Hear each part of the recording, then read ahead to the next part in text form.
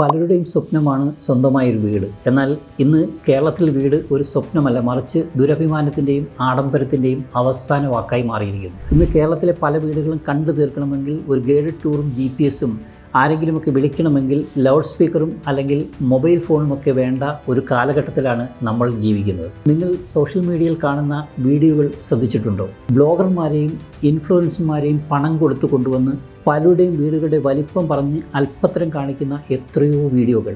എന്നാൽ വീട് പലരും ചിന്തിക്കുന്ന പോലെ ഒരു നിക്ഷേപം അഥവാ ഇൻവെസ്റ്റ്മെൻ്റ് അല്ല, മറിച്ച് അതൊരു ബാധ്യതയാണ്.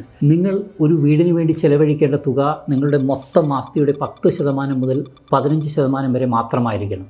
മലയാളികളുടെ വലിയ വീടെന്ന ഈ ദുരഭിമാനം മാറണമെങ്കിൽ ലോകത്തിലെ ഏറ്റവും സമ്പന്നരായ, ലോകത്തിൽ ലീഡ് ചെയ്യുന്ന ആളുകൾ എങ്ങനെ ജീവിക്കുന്നുവെന്ന് നമുക്കൊന്ന് നോക്കാം. സ്റ്റോക്ക് മാർക്കറ്റിലെ വിശ്വവിഖ്യാതനായ വാറൻ ബഫറ്റ്, ലോകത്തെ ഏറ്റവും വലിയ നിക്ഷേപകരിൽ ഒരാൾ. അദ്ദേഹത്തിൻ്റെ വീട് വെറും 6570 ചതുരശ്ര അടി മാത്രം. 1958 വാങ്ങിയ അതേ വീട്ടിലാണ് ഇന്നും അദ്ദേഹം താമസിക്കുന്നത്. അടുത്തത് ആപ്പിളിൻ്റെ CEO ടിം കുക്ക് 2400 ചതുരശ്ര അടി വിസ്തീർണമുള്ള ഒരു സാധാരണ വീട്ടിലാണ് താമസിക്കുന്നത്.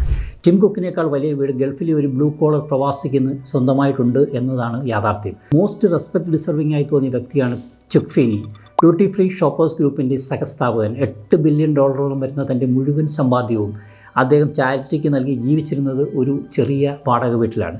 ഇത്രയധികം സമ്പത്തും പദവിയും ഉള്ളവർ എത്ര ഉദാത്തമായ ജീവിതശൈലിയാണ് നമുക്ക് കാണിച്ചു തരുന്നതെന്ന് നോക്കും. രജിസ്ട്രേഷൻ ഡിപ്പാർട്ട്മെൻറ്റ് ഡാറ്റ അനുസരിച്ച് 8.9 ലക്ഷം രജിസ്ട്രേഷനാണ് എല്ലാ വർഷവും കേരളത്തിൽ നടക്കുന്നത്. അതിൻ്റെ 70% മുതൽ 80% വരെ റെസിഡൻഷ്യൽ പ്രോപ്പർട്ടികളാണ്.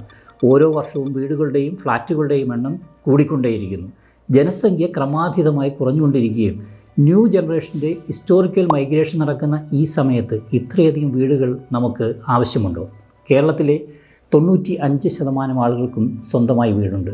20% പ്രവാസി മലയാളികൾക്കും ഒന്നിൽ കൂടുതൽ വീടുകൾ. ഇത് വികസിത രാജ്യങ്ങളായ അമേരിക്കയെക്കാളും യൂറോപ്പിനേക്കാളും വളരെ കൂടുതലാണ്. അവിടെ 50% മുതൽ 60% ആളുകൾക്ക് മാത്രമാണ് സ്വന്തമായി വീടുള്ളത്.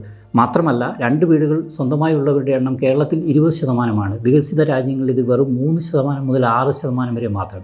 ഇതിൻ്റെ റിസൾട്ട് എന്താണ്? കേരളത്തിൽ ഏകദേശം 10 ലക്ഷത്തോളം ഗോസ്റ്റ് ഹൗസുകൾ, ആളില്ലാത്ത അടച്ചിട്ട വീടുകൾ. ഇതിൽ ഭൂരിപക്ഷവും പ്രവാസികളുടേതാണ്.